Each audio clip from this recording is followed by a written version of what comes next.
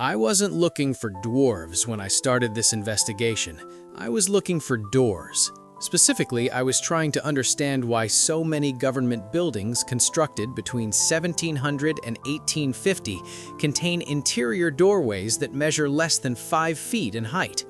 Not servant entrances, not cellar hatches, working corridors, administrative hallways, passages connecting rooms where governance happened, where records were kept, where decisions were made, doorways that a full-grown adult would have to visibly duck to pass through. I filed it away as architectural quirk, regional variation, maybe cost-cutting in secondary spaces. And then I found the rooms themselves, and the filing system fell apart entirely. Because the rooms behind those doors were not cramped storage closets. They were offices, they had windows, they had hearths, they had furniture at proportions that matched the doorways exactly. Desks with drawer heights of 11 inches, chairs with seat heights of 9 inches from the floor, shelving systems built into walls at intervals that would place every shelf within comfortable reach of someone standing no more than 4 feet tall. Not children's rooms, not novelty furniture, working spaces designed with the same utilitarian logic as any other administrative office, just scaled to a different human body entirely. That was when the investigation changed. Because if you build a room for people of a specific size, you are building it because people of that size are going to use it. And if you build hundreds of those rooms across dozens of countries, across a span of more than a century, you are not making an architectural error. You are documenting a reality that someone later decided needed to disappear. The first thing you notice when you start looking is how casually the historical record mentions them, not as curiosities, not as medical anomalies warranting special documentation, just as people. The household accounts of estates across England from the 1600s and 1700s list payments to stewards, archivists, record keepers, and messengers described with phrases that translators and historians have consistently glossed over. Phrases like men of small stature in the keeper's quarters, or the short clerks of the lower archive. Not one short clerk, the short clerks, plural, as a category, as a recognized class of worker occupying a specific administrative function within large households and government bodies. The Russian imperial records show the same pattern.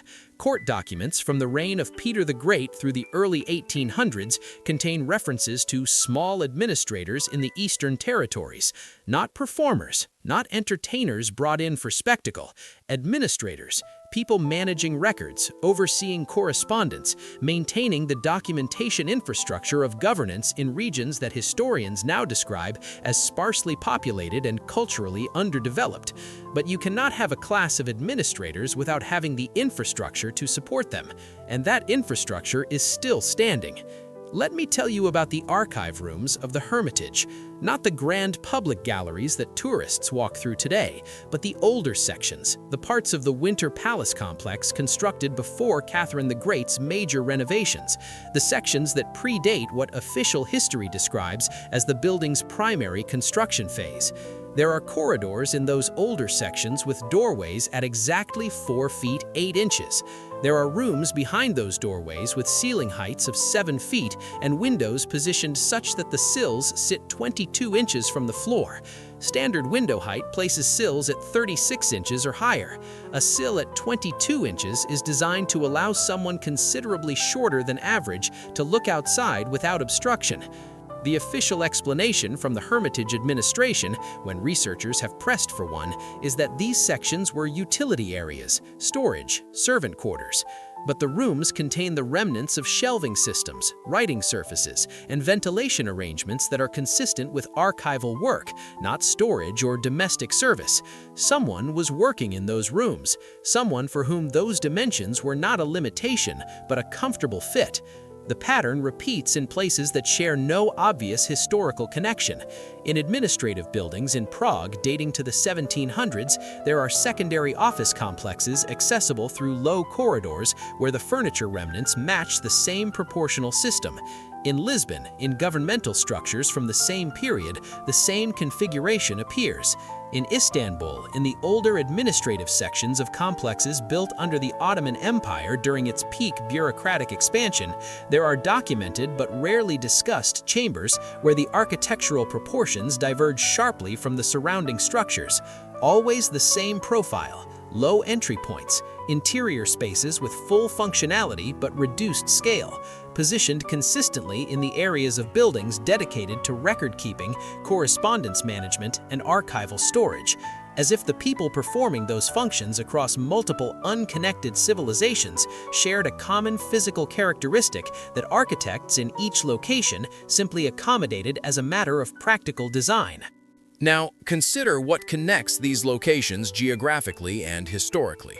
Consider what major territorial and political entity encompassed or traded with or administered regions touching all of these cities during the 1600s and 1700s. If you have spent any time researching Tartaria, you already know what I am about to say.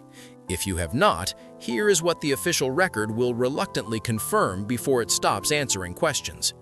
Tartaria appears on European maps beginning in the late medieval period and continuing with increasing specificity through the 1700s, not as a vague designation for unknown eastern lands, as a labeled, documented, cartographically precise territory spanning from the Caspian Sea through Central Asia into the regions that are today Siberia, Mongolia, and northern China.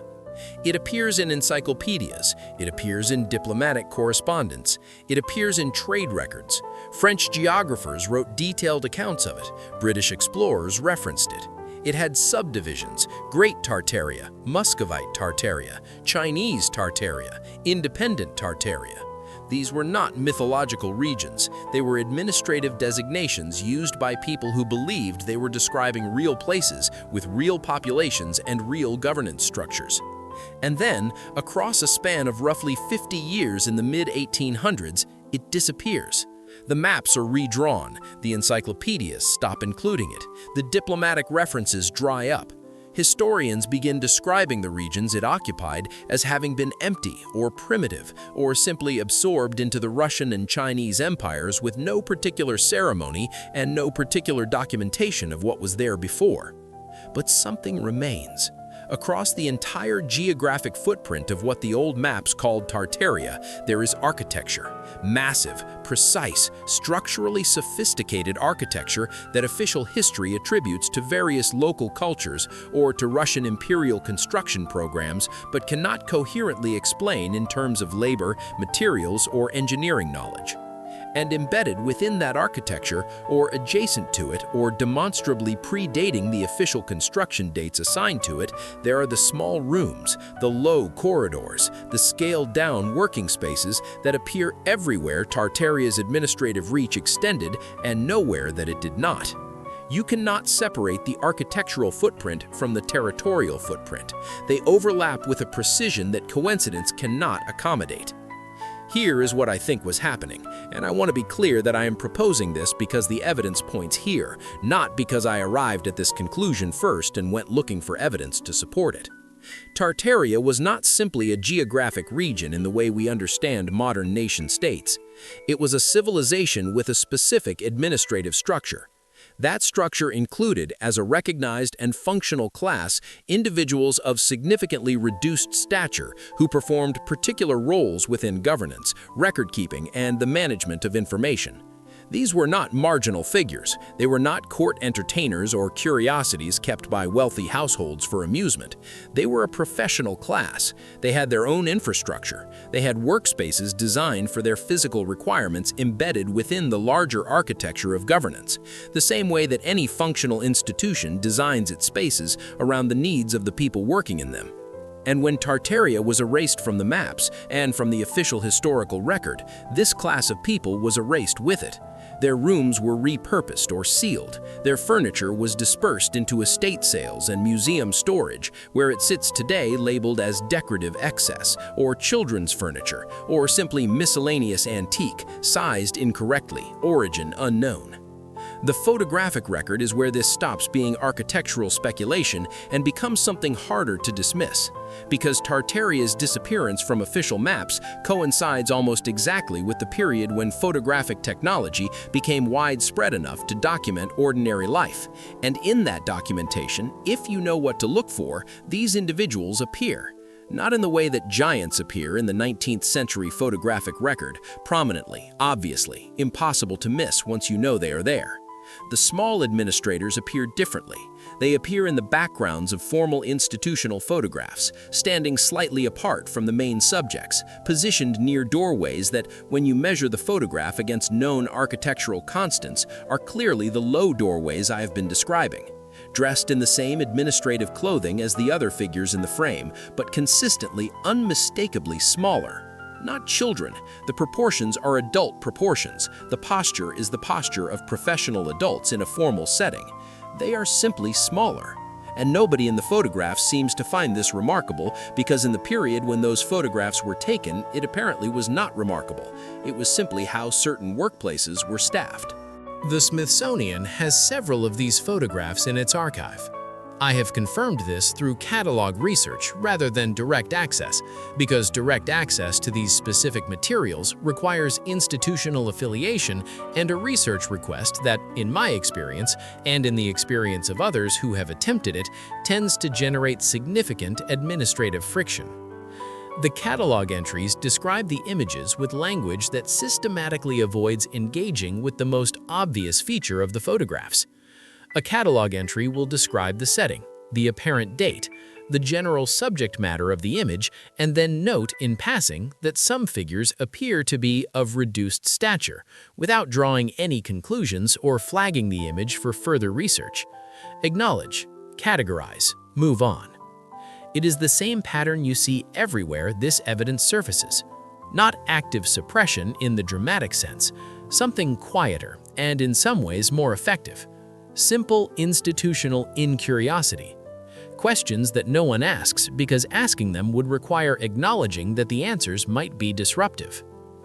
The newspaper record follows the same trajectory as the record of giant skeleton discoveries, which is itself significant because it suggests a coordinated editorial shift rather than a gradual cultural forgetting. Throughout the 1700s and into the early 1800s, newspaper accounts across Europe and North America mention small people in administrative roles with the same casual matter-of-factness that they mention any other feature of institutional life.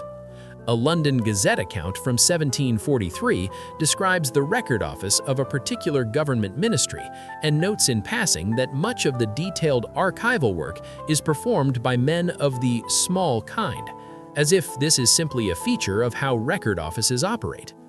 A French administrative report from 1801 references the petits archivistes in terms that suggest an established professional category rather than an unusual circumstance.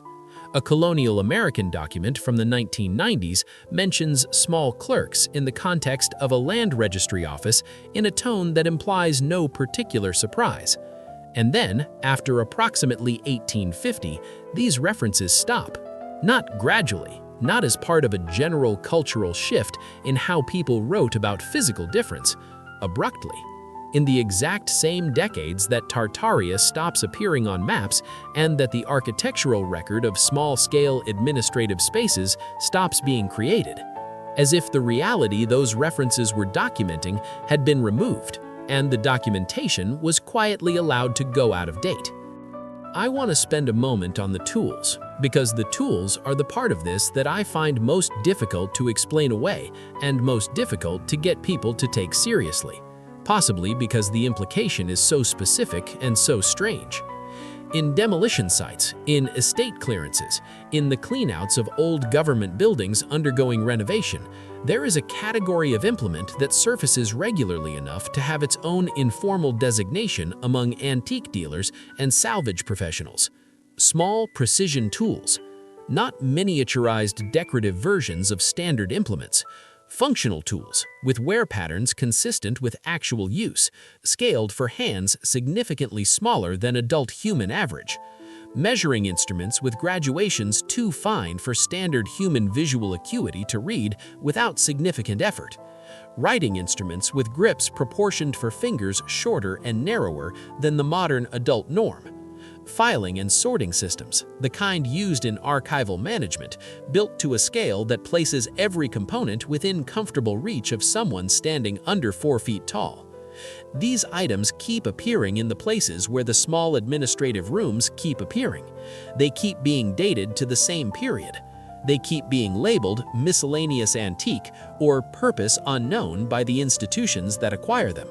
And they keep accumulating into a picture that has only one coherent explanation, which is that they were made for a specific population of people who performed specific work and who did so in sufficient numbers and over sufficient time that their tools, like their rooms, have outlasted the official willingness to acknowledge that they ever existed. Ask yourself a question that the official narrative cannot answer cleanly. How did Tartaria administer its territory? It was described by European observers as vast. Geographically, it encompassed more land than any European nation-state of the same period. It was documented as having governance, as conducting trade, as maintaining correspondence with other powers. Governance at that scale requires record-keeping. Record-keeping at that scale requires a professional administrative class. Where is the documentation of that administrative class in the official historical record? The answer is that it is not there. The record of Tartaria's governance infrastructure was removed along with Tartaria itself. But administration leaves physical traces that are harder to remove than entries in encyclopedias. The rooms remain, the tools remain, the photographs remain, filed under miscellaneous in archives that prefer not to be asked about them. And the buildings themselves remain, constructed to accommodate a workforce that official history has decided to pretend was never there. The transition matters. The period between approximately 1840 and 1890 is when this disappearance happens most completely. It is the same period in which the Smithsonian Institution was founded and rapidly expanded its collecting mandate. It is the same period in which major European nations undertook systematic reorganization of their colonial administrative structures. It is the same period in which major academic disciplines that we now call history and archaeology were being professionalized and institutionalized, their methods standardized, their narratives consolidated. I am not suggesting that there was a single meeting at which someone decided to erase a civilization and its people from the historical record. I am suggesting something more mundane and, in some ways, more troubling. That the professionalization of history involved making choices about what counted as significant and what counted as anomalous, and that those choices systematically excluded evidence that complicated the narrative of recent human civilization that the new institutions wanted to tell. The small administrative class of Tartaria did not fit that narrative. Their existence raised questions about the structure of a civilization that was supposed to be disappearing into barbarity or absorption, rather than operating a sophisticated administrative infrastructure with specialized professional categories. So they became anomalies, medical curiosities, decorative excess, miscellaneous antique. Their rooms became storage, their tools became junk, their photographs became catalog entries that nobody followed up on. I keep returning to something that the casual dismissal of this evidence always misses. The people I am describing were not hidden during the period when they existed. They were not marginal or stigmatized or concealed. They were employed. They were professional. They were sufficiently unremarkable that the administrative accounts of major institutions mentioned them in passing without any apparent awareness that future historians would find the mention strange or significant. That normalcy is actually the most disturbing part of the record, because it means that at some point between their presence in 18th century administrative accounts and their complete absence from 20th century historical narratives, a decision was made. Consciously, or through accumulated institutional inertia, someone decided that this aspect of how recent civilization was organized should not be part of the story we tell ourselves about where we came from. And that decision has held remarkably well. For more than a century, the rooms have sat relabeled, the tools have sat miscategorized, the photographs have sat unfollowed in their archive folders, and the people in them have sat unacknowledged, waiting for someone to ask why the doorway they are standing next to is sized the way it is, and whether that tells us something we have decided not to know. The buildings remember, even when we choose not to. The low corridors in government structures across Europe and Central Asia still exist. Some have been filled in or repurposed. Some have been sealed entirely, their existence acknowledged on architectural plans but never explained in the accompanying documentation. Some are still in use, their original purpose forgotten, but their proportions still serving, now inconveniently, as oddities that facilities managers work around rather than investigate. The Tartarian administrative infrastructure is present in physical form across a territory spanning thousands of miles. It is present in archives that contain its tools and its photographs and its indirect documentary traces. It is present in the catalog entries that acknowledge without examining, in the estate sale descriptions that price without explaining, in the architectural surveys that measure without asking why. The evidence has not been destroyed. It has been surrounded by silence and left to seem like nothing. That is how you erase people without removing them. You leave everything they touched exactly where it is, and you simply stop asking what it means. Who were they? What happened to them after the maps were redrawn? Are the individuals visible in the background of those institutional photographs from the 1850s and 1860s, the last documented generation of a professional class that had existed for centuries, watching the civilization they served be administratively dissolved around them? Did they continue, unacknowledged, into later decades, their rooms sealed off one by one as the buildings they worked in were repurposed by the inheriting powers? Are the sealed corridors in certain government buildings sealed because what is behind them is structurally compromised, as the official explanations always claim, or because what is behind them raises questions that the institutions housing them are not prepared to answer? I do not have those answers. What I have is the accumulating weight of evidence that refuses to resolve into coincidence, no matter how many times the official narrative tries to make it do so. The rooms were built for someone.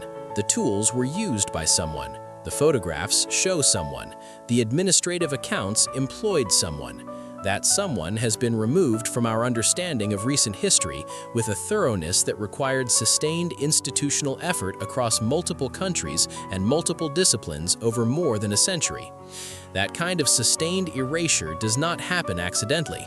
It happens because what is being erased threatens something, some narrative, some claim, some structure of understanding about who built what and who governed whom and what kind of civilization we actually inherited and from whom we actually inherited it. The small doorways are still there. The low shelves are still there. They have been there the entire time, waiting for someone to stop filing them under decorative excess and start asking what they were actually for. What else is still there that we have agreed not to see? What else did we inherit without acknowledgement from the civilization the maps stopped showing? What else were we never told?